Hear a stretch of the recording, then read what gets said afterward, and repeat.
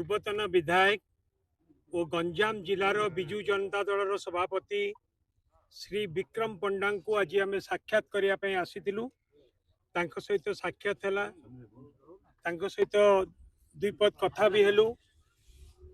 एवं आमर प्रभु जगन्नाथ विश्वास अच्छी जेपरी भाव गोटे राजनैतिक उद्देश्य रखिकी फसई दि जाइछि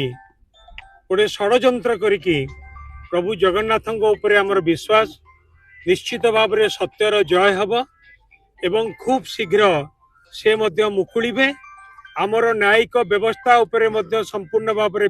विश्वास अच्छी एवं निश्चित भाव में न्याय मिलिबो एवं सत्यर जय हब। विजु जनता दलर प्रतिष्ठा दिवस प्रत्येक वर्ष परी ए वर्ष मध्य सारा ओडिशा रे हबो एवं विजु जनता दलर प्रतिष्ठा दिवस मध्य गंजाम जिले रे समस्त निर्वाचन मंडली रे हबो जिला स्तर रे मध्य हबो एवं गंजाम जिले रे हजार हजार संख्या रे विजु प्रेमी एवं नवीन प्रेमी